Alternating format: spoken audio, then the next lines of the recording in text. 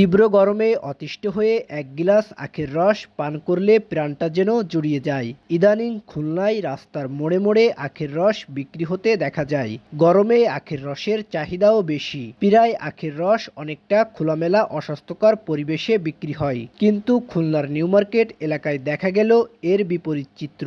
তো আজকে প্রথম দেখা যে এই মেশিনটা এইখানে এইভাবে বানাচ্ছে, তো আমি ফার্স্ট টেস্ট করে দেখলাম। টেস্টটা আসলে আমরা যে মেশিনগুলো থেকে খাই নর্মালি, যে দুইটা রোল থাকে ওর মাঝখান থেকে, ওতে যে টেস্টটা আর এর টেস্টটা সম্পূর্ণ আলাদা। আবু মুসা নামে এক যুবক ব্যাটারি চালিত মেশিনে আখের রস বিক্রি করছে। তিনি বলেন, 4 স্তরের ফিল্টারের মাধ্যমে এই আখের রস পরিশোধিত হয়ে বের হচ্ছে, যা মানবদেহের জন্য স্বাস্থ্যসম্মত। অনেকে হাতের মেশিনে খাইতে চায় না, ধুলা ময়লা হাতের ঘামটাম যায়, এই কারণে এই মেশিনটা হচ্ছে 4টা ছেকনি দিয়ে ফিল্টার হয়ে আসে। কুলিংয়ের সিম্বার আছে, পেঁচানো কিছু পাইপ আছে, ঠান্ডা বানায় ফেলাই। এই কারণে মনে করেন রসটা ঠান্ডাই ওঠে, আর গরমে মানুষ খাইলে এটা তৃপ্তি পায়।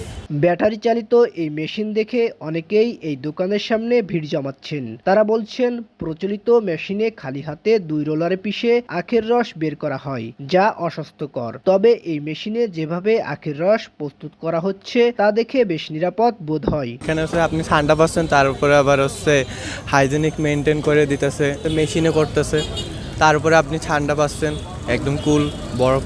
আবু মুসার ব্যাটারি চালিত এই মেশিনের দাম 3 লক্ষ টাকা। এই মেশিন ব্যবহার করে প্রতিদিন 100 থেকে 150 লিটার আখের রস বিক্রি করেন। এই আখটা আসে রংপুরের থেকে, রংপুরে মোহাম্মদনগরে এসে ওই জায়গাতে মনে করেন আমরা ভ্যানে করে এনে তারপর লগতে ছিলে বালতির ভেতরে ধুয়ে দিয়ে, মগ দিয়ে পানি দিয়ে তারপর ধুয়ে ভালো করে সুন্দরভাবে 3-4টা ঝাঁকি দিয়ে তারপরে গাড়িতে তুলে 97 কেজি, 100 কেজি, 80 কেজি এরকম কাস্টমারেরা যেরকম খাবে সেরকম সেল হবে। SM Rubayet, voice of tiger.